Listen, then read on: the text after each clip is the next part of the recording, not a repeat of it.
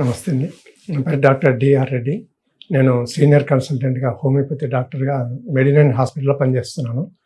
మెడినైన్ అనేది M for medicine, E for exercise, D for diet, I for immunity, ఈ 4 రకాల సిద్ధాంతాలపైన మన హోమియోపతి మెడినైన్ హాస్పిటల్ స్టార్ట్ చేయబడింది. దీంట్లో ఆల్ ఇంటిగ్రేటెడ్ మెడికల్ సిస్టమ్స్ అని హోమియోపతి, ఆయుర్వేద, సిద్ధ, యునాని, తర్వాత ఆక్యుపంక్చర్, ఆక్యుప్రెషర్ అన్ని రకాల పద్ధతులు ఇక్కడ స్టార్ట్ చేయడం జరిగింది. అంటే పేషెంట్కి అన్ని రకాలుగా ఎటువంటి ప్రాబ్లం లేకుండా, దూరం పోకుండా అన్ని రకాల సిస్టమ్స్ ఇక్కడ ఒకే హాస్పిటల్లో ప్రారంభించడం జరిగింది. ఈరోజు మనము ప్రతిరోజు ఒక్కొక్క టాపిక్ గురించి మాట్లాడుకుంటున్నాము. ఈరోజు మనము పైల్స్, అంటే ముఖ్యంగా ఎండల కాలము పైల్స్ అనేటివి చాలా ఇబ్బందికరమైన పరిస్థితిని కలిగిస్తుంటాయి అందరికీ. ఈ వేసవిలో మనము ఎటువంటి ఆహారం తీసుకోవాలి, పైల్స్ రాకుండా ఎటువంటి జాగ్రత్తలు పాటించాలి, పైల్స్తో పాటు ఫిస్టులా కూడా ఒకే ఆర్గన్ కిందకి వస్తాయి కాబట్టి వీటి గురించి డిస్కస్ చేద్దాం. ముఖ్యంగా పైల్స్ గురించి ఎక్కువగా మాట్లాడదాం. పైల్స్ అనేటివి ఒక రకమైన చిన్న గుళ్ళ లాంటివి. ఇది రక్తనాళాలు ఉబ్బడం వల్ల ఏర్పడతాయి అన్నమాట. ఇది అందరిలో కాకుండా కొంతమందిలోనే ఎందుకు వస్తాయంటే వాళ్ళ రక్తనాళాలు చాలా రక్తనాళాల గోడలు పతలాగా ఉండడం వల్ల ఫోర్స్ గుండెకు సరఫరా చేసేటప్పుడు, రక్తం సరఫరా చేసేటప్పుడు పైకి పంపింగ్ జరిగినప్పుడు ఆ ఫోర్స్ అనేది ఎక్కువ తట్టుకోలేక ఉబ్బిపోతుంది రక్తనాళాలు. దీన్ని మనం పైల్స్ అంటాం. పైల్స్ అంటే రక్తనాళాలు ఉబ్బడం అనేది మనం సింపుల్గా చెప్పుకోవచ్చు. ఇది ఏ ఏ కారణాల వలన మనకు ఉబ్బడం జరుగుతుంటుంది అనేది చూస్తే, ఒకటి శరీర తత్వం, వేడి స్వభావం. కొంతమందికి శరీరం చాలా వేడిగా ఉంటుంది, అలాంటి వాళ్ళలో వస్తుంటుంది. రెండోది వచ్చేసి వాళ్ళు తీసుకునే ఆహారం, ఎప్పుడు మసాలా ఫుడ్ ఇలాంటివి ఆయిల్ ఫుడ్స్ ఎక్కువ తినే వాళ్ళల్లో ఈ వేడి ఎక్కువైపోయి ఈ పైల్స్ రావడం జరుగుతుంటుంది. రెండవది ఈ సిగరెట్ స్మోకింగ్ చేసే వాళ్ళు, ఆల్కహాల్ తీసుకునే వాళ్ళు, వీళ్ళల్లో కూడా రక్తనాళాలు పలచబడిపోయి పైల్స్ వచ్చే అవకాశం ఉంటుంది. ఇంకొకటి ఎక్కువసేపు కూర్చొని జాబ్ చేసేవాళ్ళు, అంటే డ్రైవర్స్ కానివ్వండి, ఇట్లా వైట్ కాలర్ జాబ్స్ అంటారు. ఆఫీసులలో పొద్దున పోయి సాయంత్రం వరకు కూర్చొని ఉండాల్సి ఉంటుంది. కదలకుండా కూర్చోవడం వలన హీట్ ఎక్కువైపోయి వాళ్ళలో కూడా పైల్స్ వచ్చే అవకాశం ఉంటుంది. ఇంకా తర్వాతది వచ్చేసి మలబద్ధకం. ఆహారం తీసుకోవడంతో పాటు మలబద్ధకం అనే సమస్య కూడా ఉంటుంది.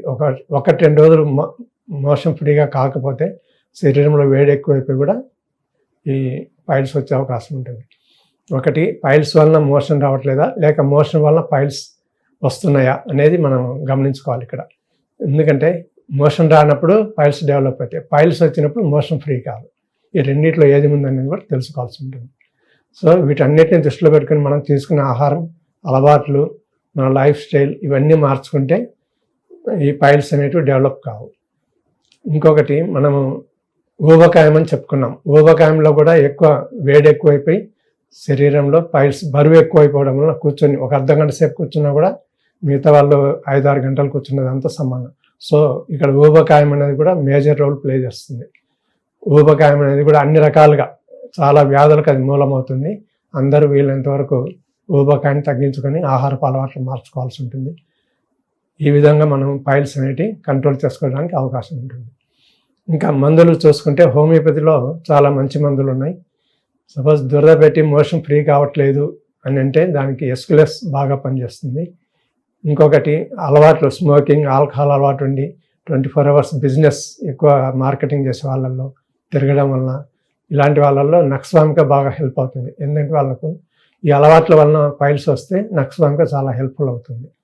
ఇంకొకటి, కండరాలు ఉబ్బి, అంటే ఎటువంటి దురద లేకపోయినా కూడా మన స్కిన్ ట్యాగ్ అంటారు దాన్ని.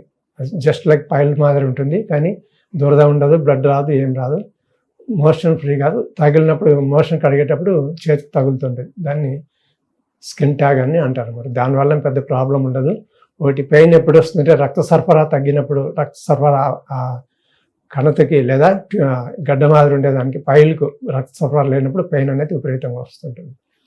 సో అలాంటి వాళ్ళు మంచి మందులు మన దగ్గరలో ఉన్న మెడినైన్ హాస్పిటల్లో సంప్రదించి ఎటువంటి ఆహారం తీసుకోవాలా, డాక్టర్ యొక్క సలహాలు పాటించి, తర్వాత వేడిని ఏ విధంగా కంట్రోల్ చేసుకోవాలి సమ్మర్లో అనేది ఒక సబ్జెక్ట్ సపరేట్గా చెప్పుకోవాల్సి వస్తుంది. మనం సమ్మర్లో మనం ఎప్పుడైనా కాటన్ దుస్తులు ధరించాలి, అండర్వేర్స్ కూడా లూజ్గా ఉండే విధంగా చూసుకోవాల్సి ఉంటుంది. కొంతమంది స్వభావం అంటే వాళ్ళ శరీర తత్వం చెమటలు ఎక్కువగా వస్తుంటాయి ఎండలు, అలాంటి వాళ్ళకు ఫంగల్ ఇన్ఫెక్షన్స్ వచ్చే అవకాశం ఉంటుంది. కాబట్టి టైట్ దుస్తులు ఎప్పుడు కూడా వాడకూడదు వేసవిలో. కాటన్ దుస్తులు వాడుతూ లూజ్గా సరిపోయిన దుస్తులు సైజుకి సరిపోయినట్లే ఉండాలి. దానివల్ల మనకు చెమట వచ్చినా కూడా తొందరగా పీల్చుకొని మనకు ఎటువంటి ఇన్ఫెక్షన్స్ రాకుండా, ముఖ్యంగా ఫంగల్ ఇన్ఫెక్షన్స్ రాకుండా కంట్రోల్ చేస్తుంది. అదేవిధంగా శరీరంలో వేడి ఎక్కువ కాకుండా కంట్రోల్ అవుతుంది. సపోజ్ సమ్మర్లో జీన్స్ ప్యాంట్ వేసింది అనుకోండి, ఇంకా అలాంటి వాళ్ళకు హీట్ ఎక్కువైపోతుంది, శరీరంలో బయటకు పోయే అవకాశం ఉండదు. అలాంటి వాళ్ళకు కూడా పైల్స్ వచ్చే అవకాశం ఉంటుంది. కాబట్టి ప్రతిదీ కారణమే. మనం ఏం తింటున్నాం, ఎలాంటి వస్త్రధారణ ఉంది, మన అలవాట్లు ఏంటి, వీటి అన్నిటిని తెలుసుకుంటే మనం కొన్ని జబ్బులను నియంత్రణ చేసుకోవడానికి వీలవుతుంది. సో ఇలాంటివి మీరు గమనించి మీ సలహాలు సంప్రదింపుల కోసం మెడినైన్లో మీరు డాక్టర్ను, అనుభవజ్ఞులైన హోమియో వైద్యుని సంప్రదించి మీరు అవసరమైన చికిత్స, అవసరమైతే మందులు కూడా వాడుకోవాల్సి ఉంటుంది. ముఖ్యంగా ఊబకాయం వాళ్ళైతే కంపల్సరీగా మందులు వాడుకోవాల్సి ఉంటుంది. ఎందుకంటే ఇది వాళ్ళ చేతుల్లో ఉండదు. ఒక 4 రోజులు తినకుండా తగ్గినా కూడా మళ్ళీ తిరిగి వెయిట్ గెయిన్ అయ్యే అవకాశాలు చాలా మటుకు ఉంటాయి. లేదా లైపోసక్షన్, ఇవన్నీ కూడా మీకు టెంపరీ రిలీఫ్ ఇస్తాయి కానీ పర్మనెంట్ సొల్యూషన్ కాదు. హోమియో వైద్యంలో మీకు పర్మనెంట్ సొల్యూషన్ ఉంటుంది. ఎందుకంటే ఇవి క్రమేణా నెలకు 2 నుంచి 3 కేజీలు తగ్గుతూ 5-6 నెలల్లో ఒక టార్గెట్ అంటే 15 కేజీస్ వరకు తగ్గే అవకాశం ఉంటుంది. సో ఇలాంటి అవకాశాలు మీరు వదులుకోకుండా సైంటిఫిక్ పద్ధతి అనుసరించి మీరు డాక్టర్లను సంప్రదించి మీకు సరైన సలహాలు ఇవ్వడం జరుగుతుంది. అవసరమైన వాళ్ళకు మందులు ఇవ్వడం కూడా జరుగుతుంది. మీరు మా ఛానల్ను సబ్స్క్రైబ్ చేసుకొని మీరు లైక్ కూడా చేయండి. దీనివల్ల మీరు మా వీడియోలు చూడడానికి మీకు వీలవుతుంది. నమస్తే.